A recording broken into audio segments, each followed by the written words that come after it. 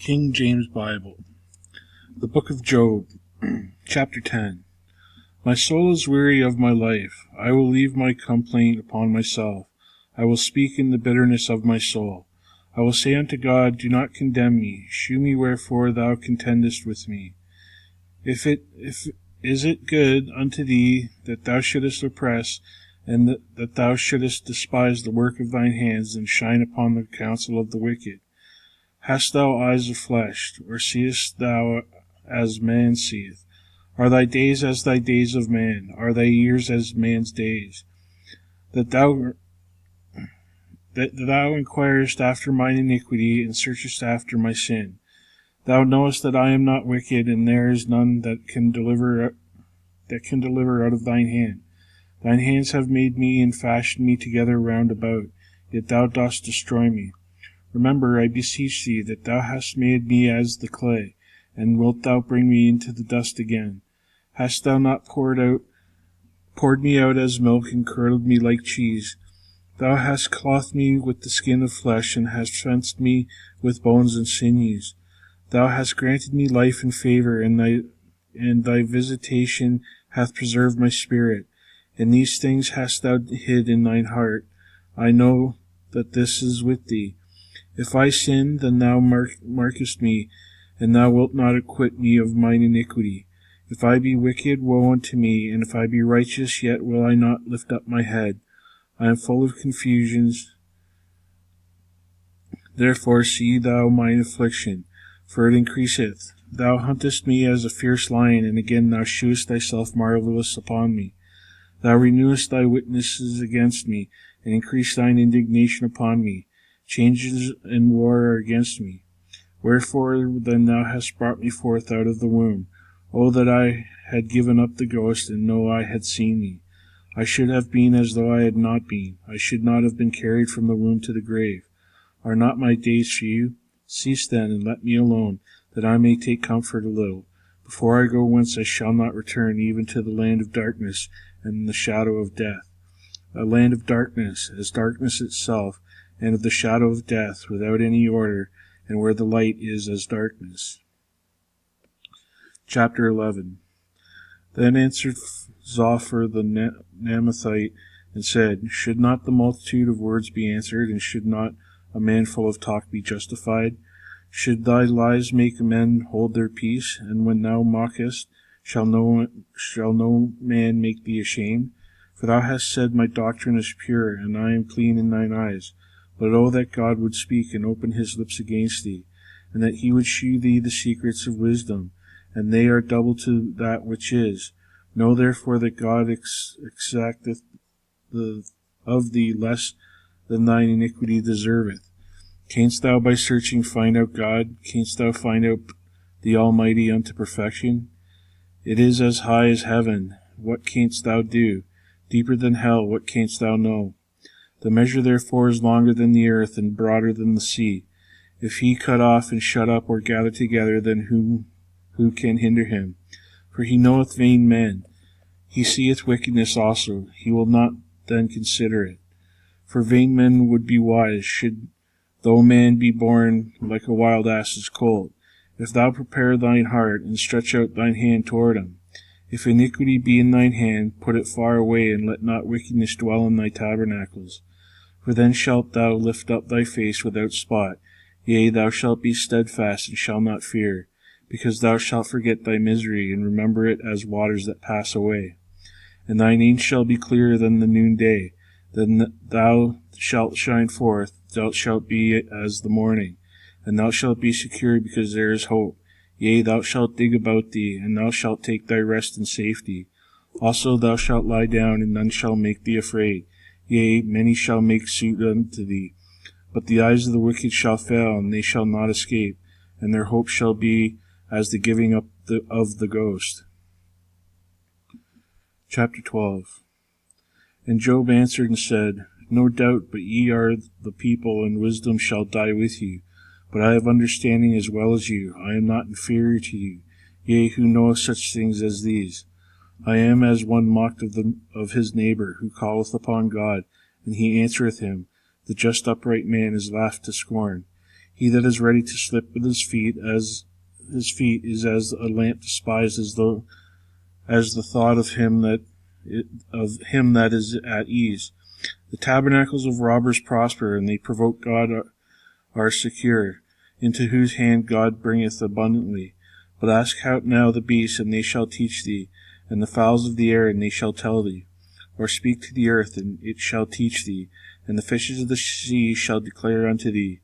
Who knoweth not in all those that the hand of the Lord hath wrought this, in whose hand is the soul of every living thing, and the breath of all mankind? Doth not the ear try words, and the mouth taste his meat? With the ancient is wisdom, and the length of days understanding. With him is wisdom and strength, he that counsel and understanding. Behold, he breaketh down, and it cannot be built again. He shutteth up a man, and there can be no opening. Behold, he withholdeth the waters, and they dry up. Also he sendeth them out, and they overturn the earth. With him is strength and wisdom. The deceived and the deceiver are his. He leadeth counselors away spoiled, and maketh the judge fools. He looseth the bond of kings, and girdeth their loins with a girdle. He leadeth princes away spoiled, and overthroweth the mighty. He removeth away the speech of the trusty, and talketh away the understanding of the aged. He poureth contempt upon princes, and weakeneth the strength of the mighty. He discovereth deep things out of darkness, and bringeth out to light the shadow of death. He increaseth the nations, and destroyeth them. He enlargeth the nations, and straighteneth them again. He taketh away the heart of the chief of the people of the earth, and causeth them to wander in the wilderness, where there is no way. They grope in the dark without light, and maketh them to stagger like a drunken man. Chapter 13. Lo, mine eye hath seen all this, mine ear hath heard and understood it. What ye know, the same do I know also. I am not inferior unto you.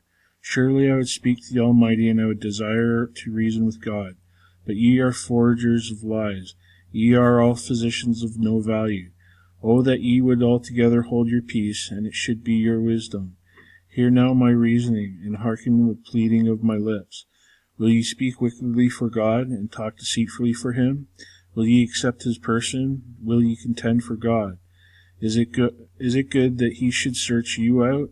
Or as one man mocketh another, do ye so mock him? He will surely reprove you, if ye do secretly accept persons. Shall not his excellency make you afraid, and his dread fall upon you? Your remembrance are like unto ashes, your bodies are bodies of clay. Hold your peace, let me alone, that I may speak, and let come unto me that will. Wherefore do I take my flesh in my teeth, and put my life in mine hand? Though he slay me, yet will I trust in him, but I will maintain mine own ways before him. He also shall be my salvation, for a hypocrite shall not come before him. Hear diligently my speech, and my declaration with your ears. Behold now, I have ordered my cause. I know that I shall be justified. Who is he that will plead with me? For now I hold my tongue. I shall give up the ghost. Only do not two things unto me, then will I not hide myself from thee. Withdraw thine hand far from me, and let not thy dread make me afraid. Then call thou, and I will answer, or let me speak, and hearest, and answer thou me. How many are mine iniquities and sins? Make me to know my transgression and my sin. Wherefore hidest thou thy face, and holdest me for thine enemy? Wilt thou break a leaf driven to and fro, and wilt thou pursue thy dry stubble?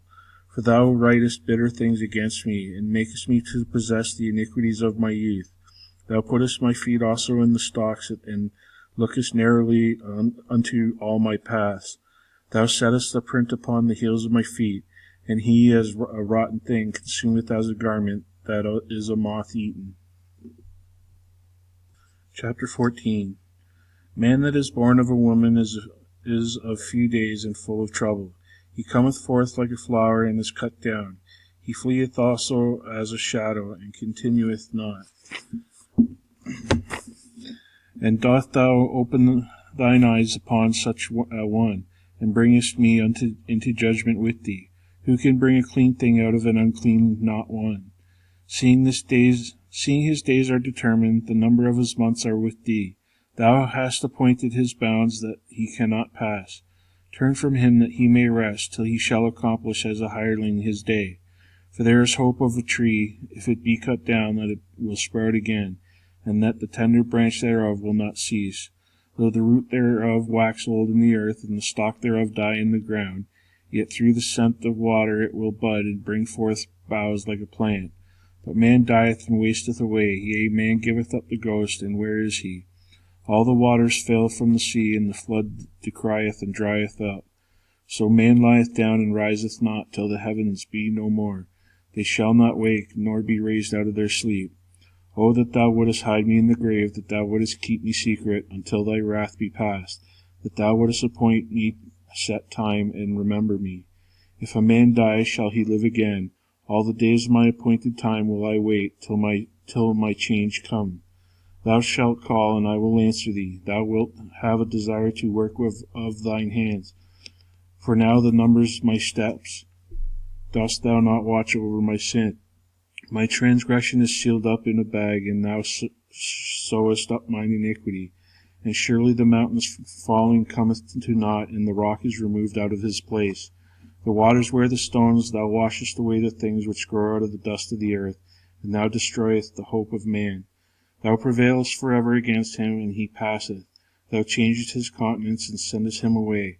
His sons come to honour, and he knoweth it not, and they are brought low, but he perceiveth not of them. But his flesh upon them shall have pain, and his soul within him shall mourn.